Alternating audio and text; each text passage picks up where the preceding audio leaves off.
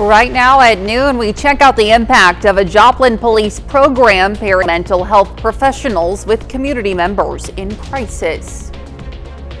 And still a few clouds out there. Skies continue to clear and temperatures heat up. We'll have a look at that forecast coming up. Plus, a blood donation center celebrates 30 years in the 4 states and a building expansion. The 4 states' most watched news starts now.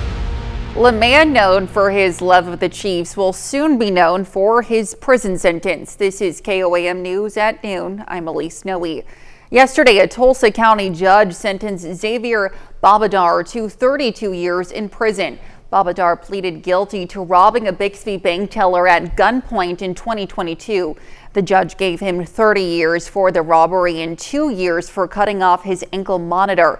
Now, this sentence will run at the same time as his federal sentence for a string of bank robberies across several states, which is 17.5 years.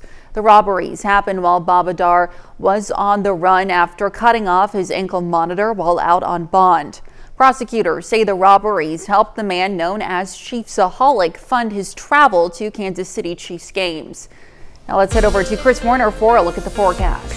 Temperatures heating up out there. In fact, we do in some cases have a slight heat index. It's only a degree or two, but it is present because it's a little muggier out there as our dew points have climbed into the upper 50s and low 60s. Live look outside downtown Pittsburgh. Partly cloudy skies still, but we are continuing to see that clearing. MoDOT camera 20th and range line busy out there as folks head out for the lunch hour. As I mentioned, temperatures already warming up. Take a look. 79 in Joplin, 81 in Pittsburgh, and that's where we're sitting in a lot of the cases out there. We've got upper 70s to the east, but you head a little further west, starting to see a few more of those low 80s across the area. Temperatures will top out in the low to mid 80s, and then we'll start to cool back very slowly. A very mild evening. Check this out. 75 by 9, 73 by 10, 72 by 11. We'll have southeast winds overnight at about 5 to 10 miles an hour. We'll start to go partly cloudy again as we head overnight as well. Winds pick up tomorrow and temperatures really pick up tomorrow. And then we've got those thunderstorm chances. Details on all of that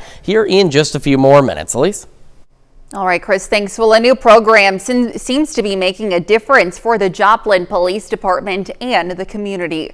The Joplin Police Department says they're already seeing a positive impact just 6 months after the creation of their co-responder unit, which helps pair mental health professionals with community members in crisis. Now, these co-responders help in situations where a crime hasn't necessarily been committed, but someone's in crisis. Co-responders aren't officers. They help people in crisis find the resources they need, from shelter to medical care. It's imperative that it continues because I don't see this problem with drug and alcohol addiction going away anytime soon. I don't see the problem with homelessness going away anytime soon. So as long as these folks are in our community and they need our help, we have to have a program like this. Right now, there are 3 full-time co-responders working with the department, and they hope to continue to grow the program and the hours they're available as more and more people become aware of it. Well, the Community Blood Center of the Ozarks marks the grand opening of its new Joplin Donor Center with a ribbon-cutting ceremony. For the past 30 years, the Blood Center has been the sole supplier of blood, platelets, and plasma for 45 area hospitals across southwest Missouri, northwest Arkansas, and southeast Kansas. Yesterday, Joplin Mayor Keenan Cortez presented a proclamation recognizing CBCO's decades of service to the community. We felt like it was important to get closer to the hospitals for donation. And then also, as you see, it's a much bigger location than we had in Joplin. Our size there was about 1,700 square feet, and we've got 3,200 square feet here. So it's enabled us to expand our reach here in the Joplin area. The Community Blood Center of the Ozarks is hosting a week of daily giveaways to thank their donors for their continued support. Freeman Health System kicked off National Hospital Week with an all-employee cookout yesterday. The event, held under the ambulance bay, marked the start of a week-long celebration across all campuses. National Hospital Week honors healthcare workers in hospital systems nationwide. We have over 4,500 employees. We will come back in the evening and do it for the overnight shifters. we just like to celebrate and let them know that they are appreciated. Freeman officials say the events are a small way to recognize staff who work to save lives every day. Well, Missouri history came to life at Steadley Elementary in Carthage yesterday. The third graders celebrated the end of the school year with the annual Famous Missourians project. Students got to choose a famous Missourian to become and tell that person's story. Part of the transformation was dressing like that person and learning all about their life. Family, friends, and the public got to come out to the Steadley Library and listen to the presentations. The main goal of this is to really learn about some Missouri history and also to kind of work on just their public speaking and presenting to other people. Now, a different third grade class will present their own famous Missourians each morning this week. And more historical figures could be seen today at Central Park in Carthage. The annual Great Americans Day is a living history field trip for local schools with the help of volunteers from the Carthage community. The event highlights the importance of historical figures and their values. Well, for years, the city of Springfield has looked at building a new convention center in town. And now that plan may soon get some big funding from the new state budget. Adam Woodbray reports. It's certainly been a project that this organization has been exploring for decades now. Springfield's plans for a new convention center could soon be getting a large financial boost. The state promising $30 million, which the city would have to match. But as you might expect, there is a catch. The bill awaits Governor Mike Kehoe's signature, and it could be vetoed. It's something that's been talked about. It's something that previous reports have clearly spoken to the economic benefit of it, and certainly that we're not competing right now. Mark Heckey is the president of Visit Springfield and a strong advocate for the new convention center. The Springfield Expo Center downtown hasn't been updated in 20 years. You layer that in with other communities that have continued to expand their spaces, added new amenities. The Expo Center is pretty much a dinosaur right now. At this point, no definite plans have been made for where the center would go. Some of the possibilities are a vacant lot next to the Expo Center, somewhere near Lake Springfield, and even next to Bass Pro Shops on Sunshine. But some people living near there have their concerns. My biggest concern is that there is a lot of traffic already coming down Sunshine almost any hour of the day, but especially during, the commute. We are currently in the middle of a research project to help us better understand what would be the best location. I think, one of the things that is really going to be drawn out is what's around it, because that's what's needed, right? But in the meantime, without an updated facility, he says Springfield is missing out. We have a sales team here that's what their job is to go around the country and look for business to bring to Springfield, and more we are hearing no, because our facility is just not good enough. Well, coming up, how recent graduates are managing financial strain, and later we're making balsamic flank steak in the Mr. Food Test Kitchen. As students all over the 4 states move into the graduation time of the school year, a financial plan and burden may await them if they plan on entering college. KOAM's Lonnie Walton spoke with an expert from Arvest, Fink and Joplin who says 97% of 2024 college graduates feel unprepared to budget and manage student loan repayments. I talked to a student here at Pitt State who says although he has some grants to help him pay for college, he says he'll be paying for the rest out of pocket. One day open the school for behavioral kids who have behavioral issues. That's kind of like my biggest dream, biggest goal I want to achieve. Thomas Mayhew is excited because he will graduate with his bachelor's degree in sociology this week. He says he's passionate about working with kids. Give back and provide and give a safe place for kids who are sometimes overlooked, for sure. All that studying is great, but the price isn't. Mayhew says he has some grants for college, but FAFSA and student loans is kind of the go-to. Mayu, along with other students, are on the right track with student loans, according to Jenna Smith of Arvis Bank. She says many students wouldn't be able to attend college without them. It's important to understand the type of student loan you have and to understand the type of repayment system that you're going to have, because every student loan is going to be a little bit different. Some people don't like credit cards, but according to Smith, they can be a great asset if you know how to use them. You can use your credit card to make all of your purchases and then pay it off in one lump sum at the end of every month. And that's a way that you can also earn rewards. Finally, Smith says if you want to succeed at this, you're going to have to budget. Sure, you understand the difference between your wants and your needs. Obviously, paying off your student loans is going to be a need. With all this information, I asked Mayu how worried he was about those loans. Yeah, a little bit. Reporting in Pittsburgh, I'm Lonnie Walton, KOAM News.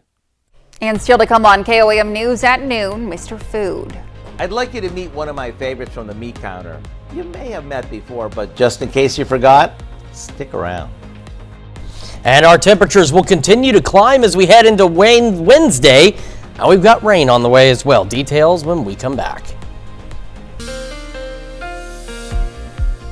Welcome back to the KOAM News at noon on this Tuesday afternoon. Temperatures warming up and they will be even warmer tomorrow. We got a lot to talk about, so let's start with that look outside downtown Pittsburgh. Still some clouds hanging around, but skies expected to continue to clear a bit as we head through the afternoon. Either way, it still looks pretty nice. The temperatures, on the other hand, have been on the warm side already, and they will continue to increase as we head into the afternoon. Eventually, again, heading into the low to mid 80s for most of us.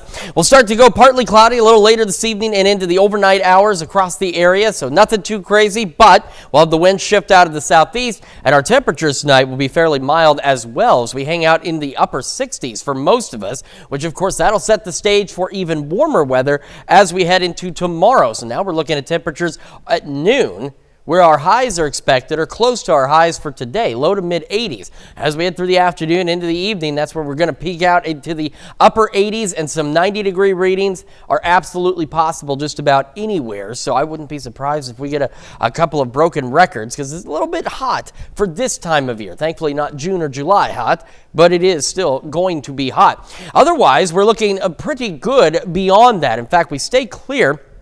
Just a few clouds on our Wednesday. Southeast winds do begin to gust a little bit. We don't have any weather until we get a little later this week. Again, today, low mid 80s out there for most of us. South winds 5 to 10. Skies should clear. Then we'll see the return of the clouds tonight. Partly cloudy skies, upper 60s. Southeast winds 5 to 10. And as we roll into our Wednesday, again, warmer. Well, not just warmer, hotter. Upper 80s, some 90-degree readings. Southeast winds gusting to 20 and just a few clouds here or there. So very toasty and a bit on the breezy side. And that's not going to be a cool breeze by any means. What we're keeping an eye on is the ever-changing situation rolling into this upcoming weekend and the start of next week. We started talking about this a little less than a week ago when we were getting the signs of the thunderstorms and the potential for strong, possibly severe thunderstorms heading into the weekend.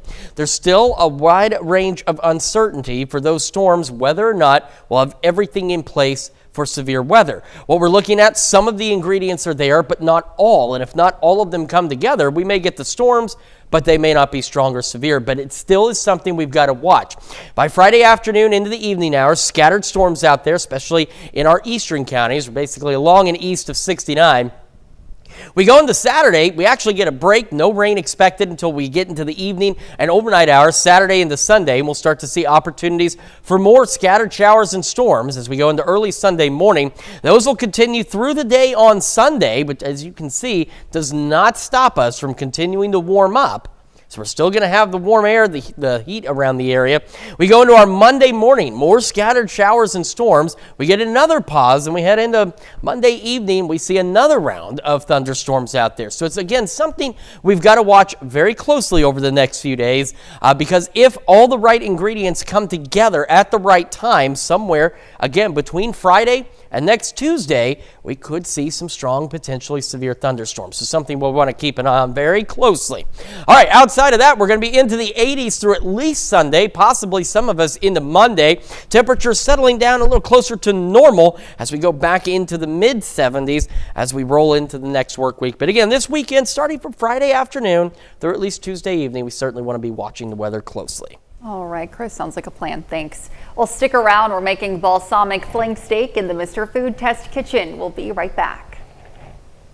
Well, this flavor-packed dish will really shake up dinner time. Today, Howard's making balsamic flank steak in the Mr. Food Test Kitchen. I'd like you to meet one of my favorites from the meat counter. You may have met before, but just in case you forgot, let me reintroduce you to the flank steak. What I love about a flank steak is how versatile and budget-friendly it is. And who doesn't like something that's flexible and that can save you a buck? So let me show you what to do with it. I start by combining some balsamic vinegar, olive oil, Dijon mustard, chopped fresh basil, a good amount of garlic, a tad of sugar, and a little salt and pepper in a plastic storage bag. We give that a good shake and set it aside while we score a flank steak by making diagonal cuts to both sides. You want them to be about a 1/4 inch deep to prevent the steak from curling as it cooks and to ensure that it'll be super flavorful. After letting your steak marinate for an hour or so, it's ready for the grill or grill pan. When it's cooked just the way you like it, let it rest for a few minutes before cutting it across the grain. What you end up with is a juicy flavor-packed steak that's perfect served as is, or you can wrap it up in a tortilla, even use it as a salad topper. To get the recipe for our balsamic flank steak, all you have to do is check out our website. I'm Howard in the Mr. Food Test Kitchen, where today we found a sensational way for you to say, "Ooh, it's so good." You can find this recipe along with a lot more good food from the Mr. Food Test Kitchen online. Just head on over to our website. Of course, that's KOAMnewsnow.com. Now let's take a look at the 4-state market prices. All right, again, hot today, low to mid 80s. Hotter tomorrow, near 90, if not exceeding 90 in some cases. With the southeast wind gusting upwards of 20. And then we're keeping an eye on those thunderstorm chances from Friday afternoon through Tuesday evening. Again, nothing screaming severe at this point, but it is something we still need to keep a close eye on. Absolutely. Well, coming up tonight at 5, many parents share the same fears around their children's screen time, according to a new study. We're going to take a look at a few ways families can strike a proper balance. Plus, warmer weather is here and so is floating season. We'll take a look at the preparations ahead of Memorial Day weekend and the start of summer. And McDonald County High School seniors practice for their graduation ceremony. Very exciting. You can join us for those stories and more on KOAM News at 5. And that's the news for now. Thank you for joining us on KOAM News at noon. Have a great rest of your day.